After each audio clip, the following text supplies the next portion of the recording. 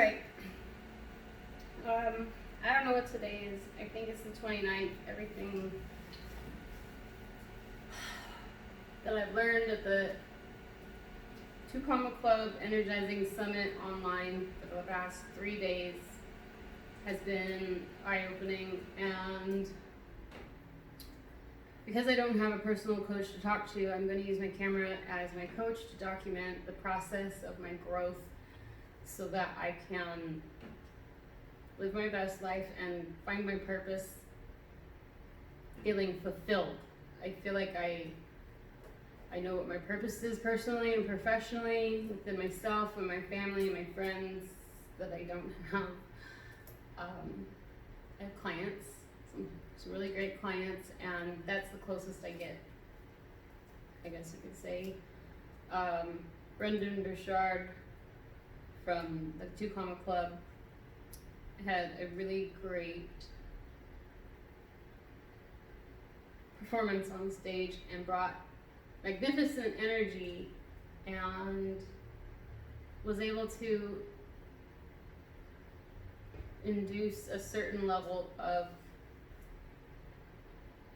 awareness personally within myself. And I feel like when I wasn't feeling capable just recently, just yesterday, I feel like it's possible again. I feel like the low is still there. It's just my perspective is better.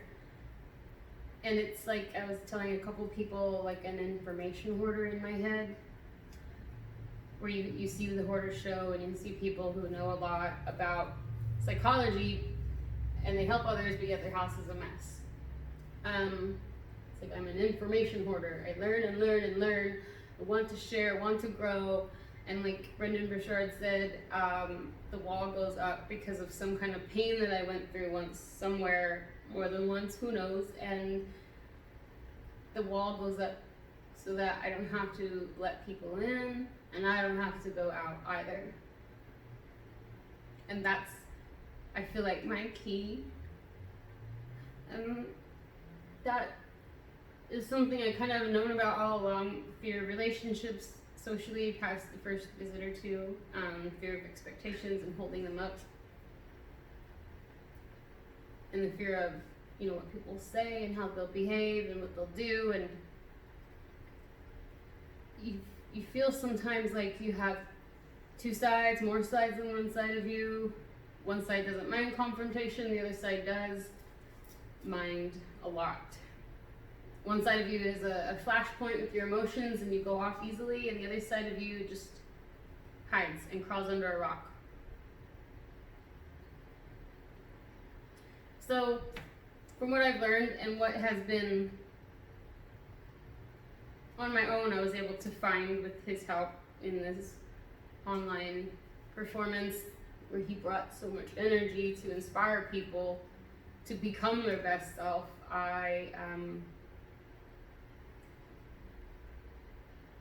I need to see myself more often, literally talk with words, and work on my ability to become a communicator who wants to communicate and become consistent with that and be able to,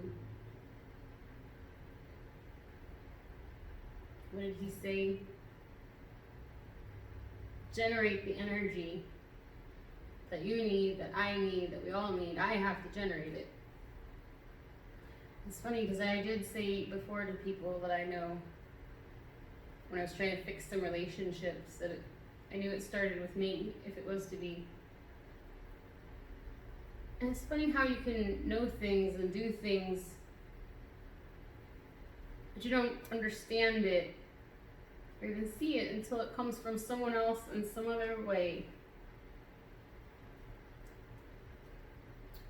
It's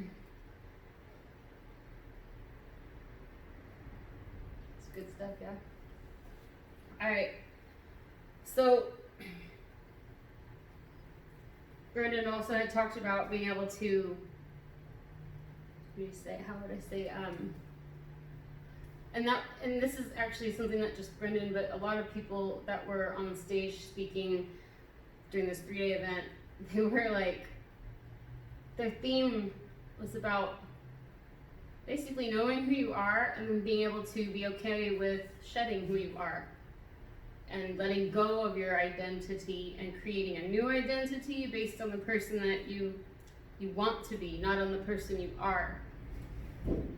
And that people have trouble holding on to their identity and won't let it go. And I was listening to this in an audiobook just last night again, and it was the same exact thing, identity. People that come in and they introduce themselves by their identity instead of like just who they are, say their name, they instead say who their identity is. And I was like, I don't understand it at first, but then whether or not this makes sense, I'm going to use the example that was in my audiobook. The audiobook was talking about the man and his client that he was working with, and the man talked to the client. I think the client's name, we'll call her Julie. The client says, "Hello Julie, how are you?" And first introduction, and then Julie says, "Hello sir, I'm a junkie, Julie." And it was like, to him, who's working with her, he was like, well, okay, that's great, you were a junkie and now you're just Julie. And that's a really harsh, extreme example, but think about how many of us put in our own head, like, what we think we are and how we introduce ourselves to other people, maybe in our mind, or what we constantly say to ourselves as negative talk. Like, it's not in my cards to do that. I don't know how to do that. It'll never happen for me, not in this lifetime. And what else? I don't know, it's all self-talk, right? Oh, I'll do it later when I'm ready, when I have the time, when I have the money, when I'm with someone better, when someone encourages me. And it's all within you already. You just have to believe it's there and then consistently bring it out of you. And even if you don't want to bring it out of you, you bring it out of you. It's like, it is like they were saying, it's a form of laziness. Laziness was like the first, want. That makes no sense, I know, at first, but when you think about it, what do you want in life? People want it easy. That's what they want. And what is easy, if you break it down into the most simple form, it's laziness. People want to be easily able to lay back and have a lazy good time. And when it gets hard, they wish for the lazy. And with modern day technology and advancements, with our abilities and things that we're capable of, it is so easy to be lazy now and to give up on an idea, or to pretend that you did work on it and it didn't work out and that's too bad. And I just feel like, where does it come from? The lazy, where does it come from? The wanting to escape pain and giving up so easy. The brainwashing that we go through and being beaten down mentally to the point where we give up so easily. So I have some notes that I'm going to be working with that I have extracted from a really great self-hypnosis book.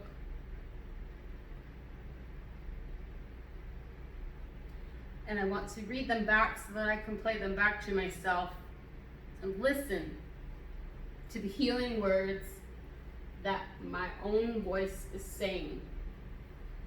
And I want to be able to write my own guided words for myself and for others. But I feel like that block still. I feel the positivity and the ability coming, but I feel this block, and I need the words to flow out of my mouth. And so, say the small win to help get me there is I'm going to say the words that I wrote from someone else's mouth.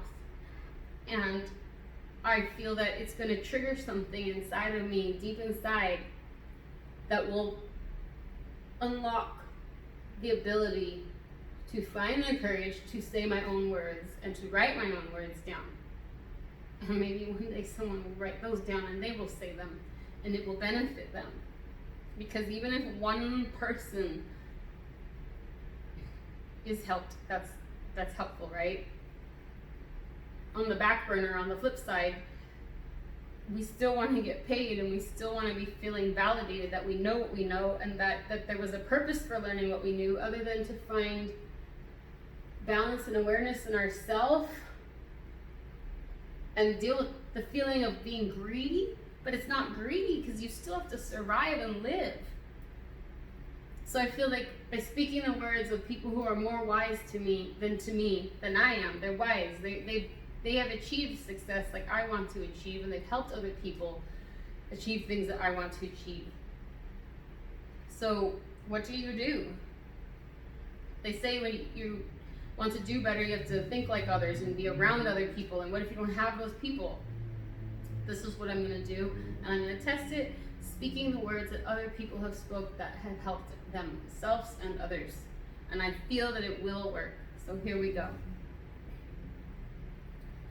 Okay, this is about finding the motivation to live and to link it to wanting to smell better, of all things, and set a better example for your children.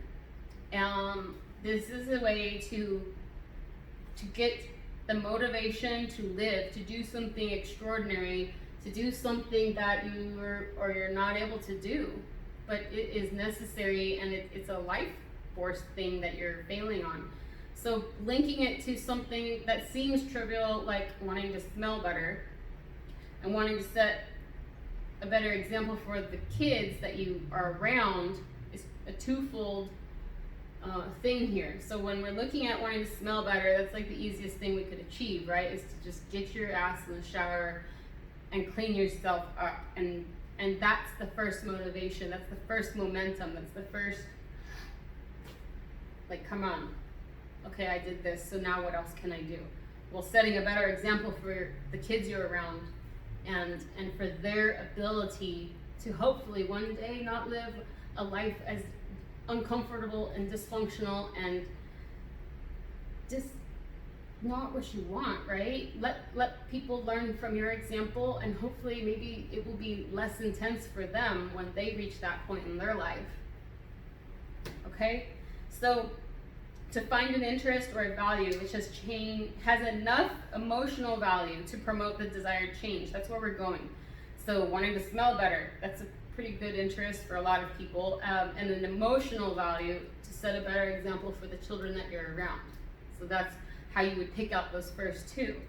And then we're going to continue to, if it's for ourselves or someone else, continue to learn about those preferred values and core beliefs, such as what pertains to your religion, your political views, your choice of profession, education level, personal values. These are all things that can be woven into the words that we're going to start speaking to ourselves, so that we can feel like we understand our identity of who we strive to be and who we want to become more like, because of the positivity that we know, that we believe is there, and how we feel it will balance our life.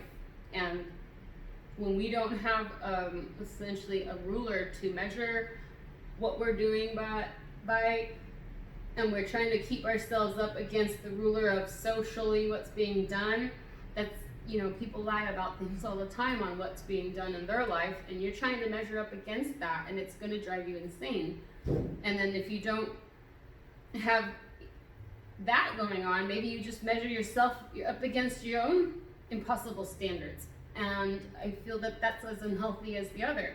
So when we actually look at the views and the values and the ethics and a moral code that goes behind religion, politics, profession, education level, your personal values, we can start to see patterns of what we find acceptable and not acceptable for what we want to bring into our life, and then we can begin to mold what our self-talk will be based on what we realize that we actually want or don't want. So we also want to start thinking about, like, and this might be not understood by you right now, but when we start talking and thinking in positive and negative terms, how often do you notice that when you look and talk a certain direction, it's always in the same manner, that maybe you're always negative when you talk and you always look to the left? And maybe if you're positive, you're always looking and talking to the right. And you might not understand this and think it's silly, but try twisting it. And if you can notice that you're talking in one direction always in about a negative way, I want you just to try this out and imagine what it would be like if, when you caught yourself saying something negative, you flipped it to the opposite side. And you could continue talking, but just look at the other direction. And if you are always talking positive on one side, and you realize that the negative is always being talked about on the opposite side, literally, I want you to, when you talk positively and you catch yourself positively in one direction, flip it to the other side. And I want you to practice talking to the opposite side that you would have been normally talking in a negative way, maybe remembering things in a negative way. Flip it. And now remember your things that are positive, but go to the opposite side. And I want you to keep flipping back and forth until your brain is literally confused about what's going on. And then the idea is that you're not going to see anymore as this is my bad side and this is my good side, because you are a whole person, and whatever happened to you in the past that was not good and that was negative, it's in the past. And if you're continuing to look at it only on one side, literally a view through your eye, through your words, your body, your movement, and then you only allow one side of you to go to the positive with your body and your mind and your movement, you could just say that you're basically dragging the other half of you through the mud and the shit, and it's just no wonder you can't move forward. Unify yourself and realize that whatever you're holding on to on that one side, or if you feel like you're positive only over here, are you keeping things separate because you feel like it will taint and ruin what's good that you have? Because that won't happen. If you intermingle the mixture of what you are and what is bothering you, it will come out on the other side, maybe wounded in a certain way, but you will heal. You will allow yourself to grieve and get through a process that you must in order to grow. I want you to think that as you look, that it's really amazing that even as you feel tension, that you can feel calm and breathe. You can fight whatever is coming up when you notice the negativity rising to one side, and that you can relax. I want you to notice how comfortable you can become when you allow yourself to have a moment to feel what is angering you and irritating you and driving you crazy. I want you to breathe that feeling in and actually acknowledge it. And then I want you to blow it out. Breathe it in as a positive recognition that it exists within you, and then you blow it out because you allow it to leave, to melt all the way down from where it began in the head and all the way down through your toes. It melts, pours right out. Imagine it like crayons melting on a hot skillet. And imagine if it was hot, hot, hot, hot, hot, hot, hot everywhere. I mean, it would be like whoosh.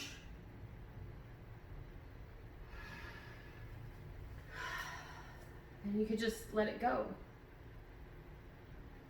and be very at ease. How powerful do you believe that your mind is? How powerful do you believe that your mind could create something so beautiful, so wonderful, so calming, so inspiring? Do you believe? Do you look around and say, I've got nothing, I can do nothing, Or do you give yourself the opportunity, just for a second? I don't care what anyone says to you or what they have said about what you're not able to do, or what you can't do, or what you'll never be able to do, or what you always fail at. That's just someone else's story being put on you. So just let that story buzz around you like it's a busy little bug. An annoying flying mosquito. Maybe it's a little bird that's cute and you can't escape and it's going to be around forever. I don't know. Who knows what's around you? We don't know what exactly is in anybody's head because you can't climb into their head. You don't know what's in their soul. You don't fully understand what they are going through and what they've been through. And when it comes to you dealing with those people, and you're thinking about where you're going in your own path, the ability to stay in your right mind, stand up for yourself, and still do what you need to do to get where you need to go, even though everyone else around you is saying it's not working, or you feel like it's not working. It's all going to come back to you and what you say to yourself. So if you keep saying, I can't do it, I'm stupid, I should just stop, I need to quit, is that really what you want? Do you want to give up and go to the day you die? Just knowing you stopped and you gave up. I mean, if it takes doctors years and years and years to go through schooling and college to get what they need to become your doctor to help you, can't you take a fraction of that time and spend it trying to figure out, learn a better way to bring yourself up? You might not want to become a doctor. That's totally fine. You just might want to not work the fast food window anymore. You might not want to work as a teacher anymore. You might want to work not as someone who works as a stylist in a salon. You want to own the salon. You might not want to do construction work anymore. You might want to do something completely different like catering. I don't know your career change idea. I don't know if you're having a life crisis. I don't know where you're at, but I do know that you are not alone in the confusion and the discomfort you feel. You are not alone.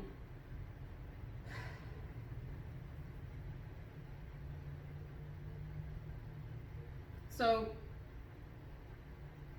no matter what you do moving forward, if I never see you again, or if you're with me for a long time, you matter. What you do matters, and who you do it for matters. So, if you keep on pretending that everything's going to be fine, if you keep staying the same way,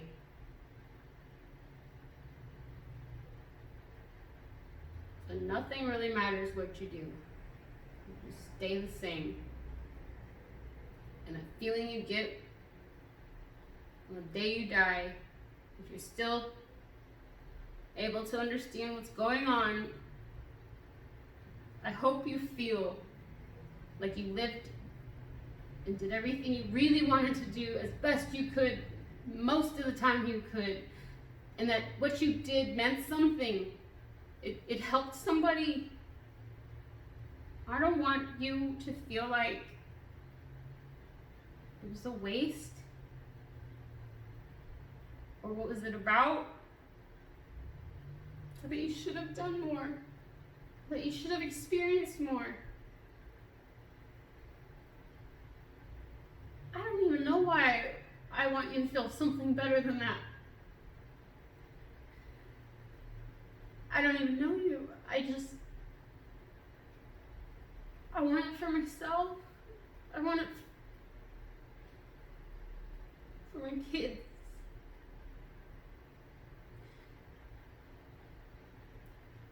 don't want them to feel hopeless. And I know that's where they are. I know that's where you are. I know that's where everyone is.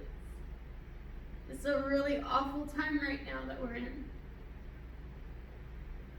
My kids want to go back to school. I want to go back to a time when I could talk to people. And I feel in control, powerful and confident, creative, healthy and strong.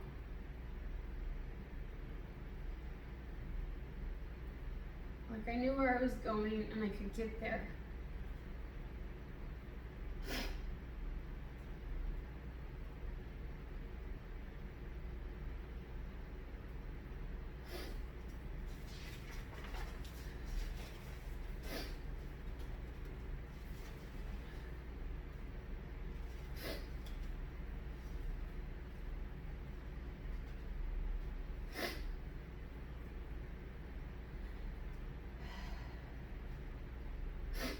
So if we think of our limiting beliefs, we are either helpless, we're hopeless, or we're worthless.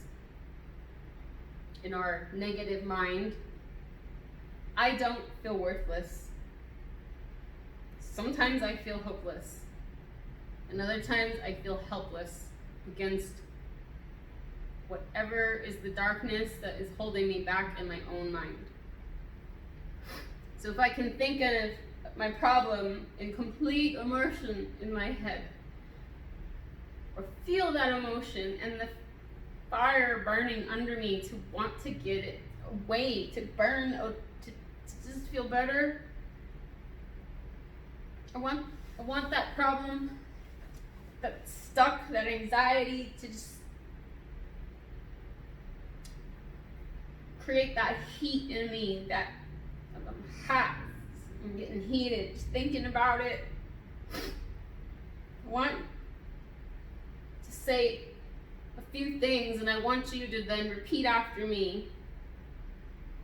So first I'm going to say it twice and you can say it the third time. Maybe a couple more. I have a problem. I'm having a problem. I had a problem. I was having a problem. I have had a problem. Having had a problem. And feel how you would feel after that. Do you feel cooler? Let's go again. I have had a problem. I'm having a problem. I was having a problem. I have had a problem. Having had a problem. Alright, now you're going to go with me on this. I have a problem. I'm having a problem. I had a problem. I was having a problem. I have had a problem. Having had a problem.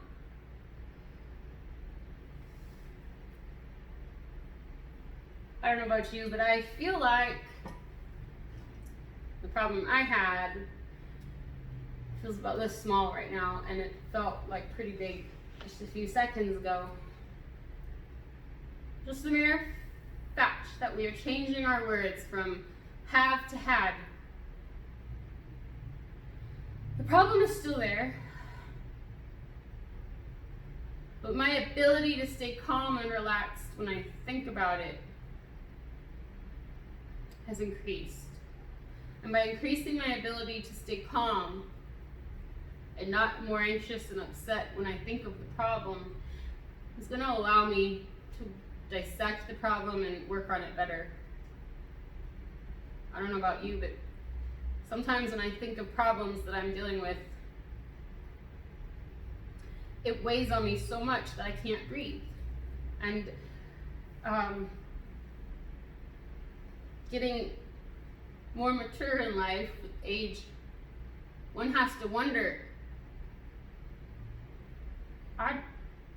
is this really what causes heart attacks? That stress where you can't breathe? Where you're allowing problems to weigh on you, pretending everything's going to be okay and work itself out, to the point where your body is under so much stress and tension, you can't breathe. It's like a boa constrictor on you, and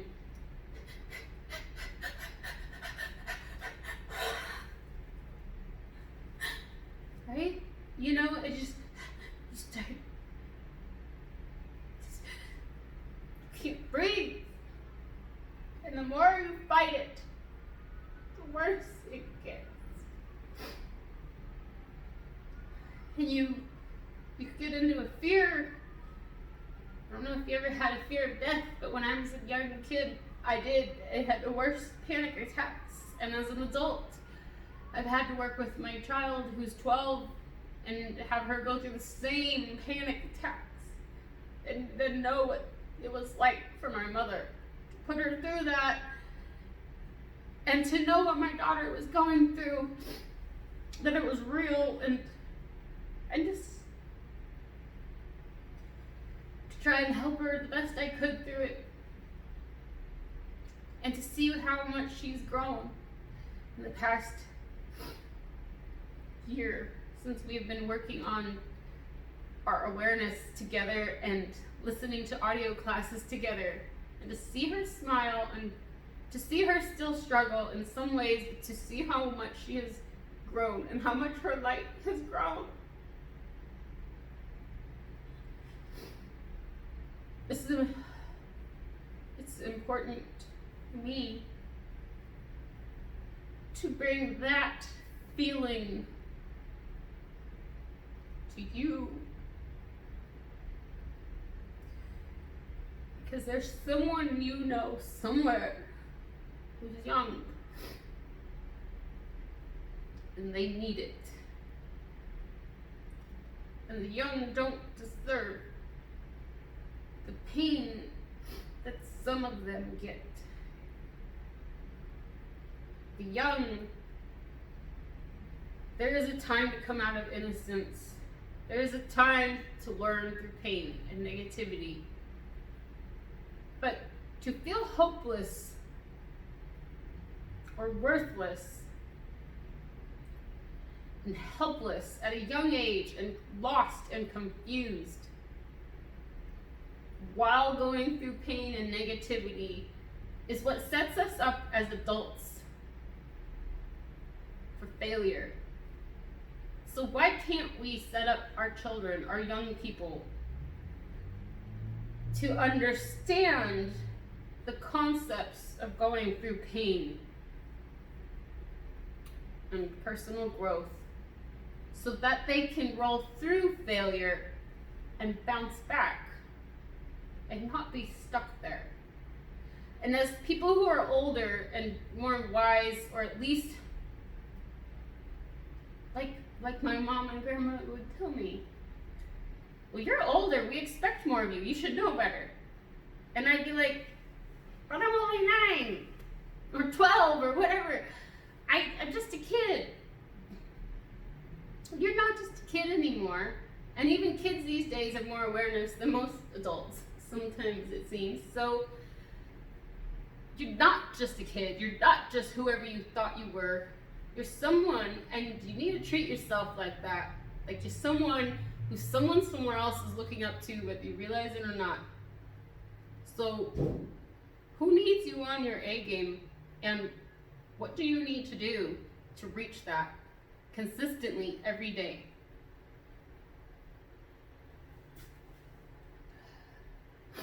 So just remember, I have a problem.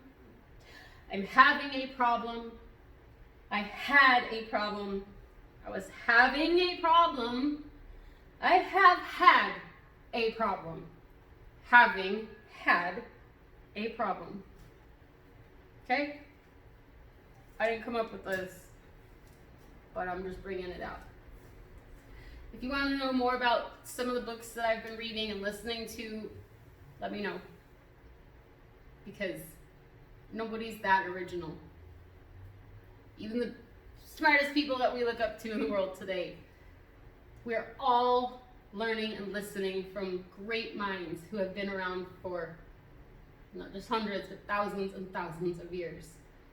So learn and do what you can to apply it.